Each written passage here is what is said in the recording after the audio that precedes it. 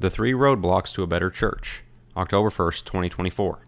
For years I've been writing to urge the church to become less like a business and more like a family. Many Christians have shared with me that they have this same hope. But despite this desire, it's much easier said than done. Getting there is difficult because it is unfamiliar. And when any change must occur, problems have to be solved.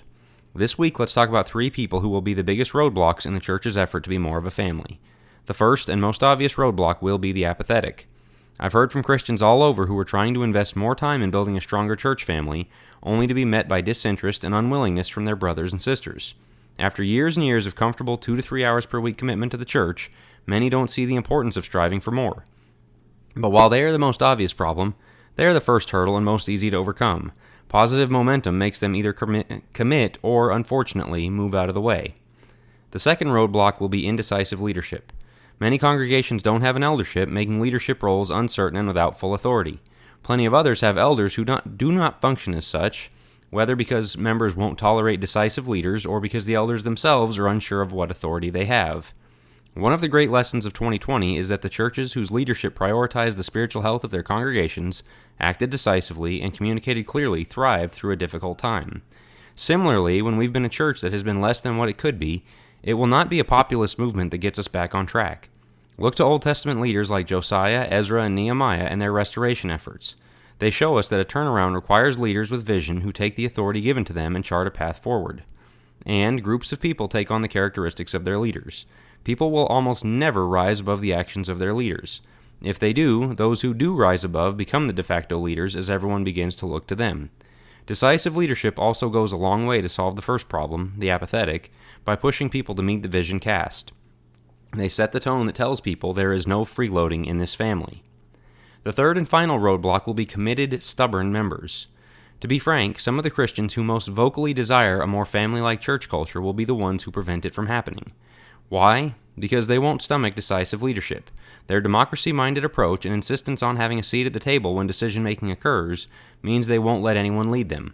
We know the apathetic will be a challenge in building a closer family, but at least with them we're trying to get a stationary item moving.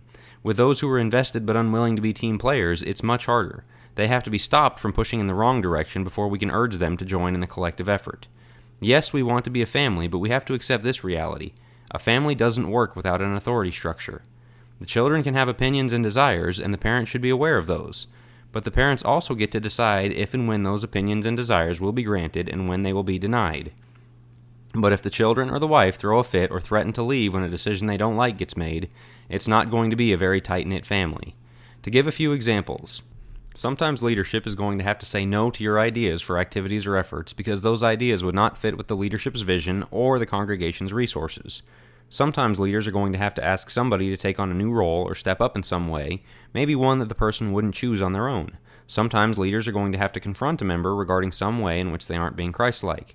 Good sheep will accept these confrontations, give thanks to their shepherds, and submit, even if they disagree. Strong-headed sheep will refuse to submit.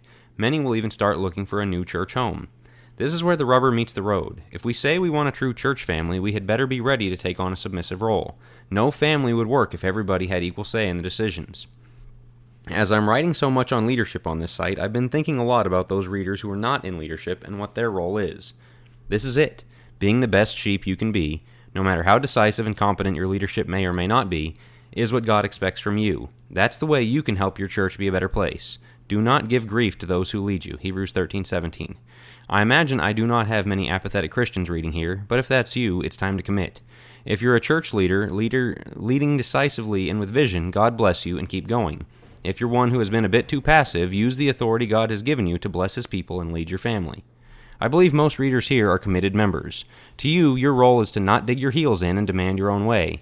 You might even be more knowledgeable than your leaders. And there is a time and place to take a stand. But in most cases, God put them where they are, and He put you where you are for a reason. Be a good example, use the influence you do have, and be the best sheep you can be. Thanks for listening. Join the email list at jackwilkie.co to get all the latest, and subscribe to the Church Reset podcast feed on whatever podcast app you use, or even YouTube, to get audio editions of all the articles and videos delivered straight to your phone. To become a supporting listener, again go to jackwilkie.co, where you can become a monthly or annual supporter. If you enjoyed this article, one of the best ways to support my work is by sharing it with others, whether via the podcast feed or by sharing the link via email or social media from the site jackwilkie.co. Thanks again.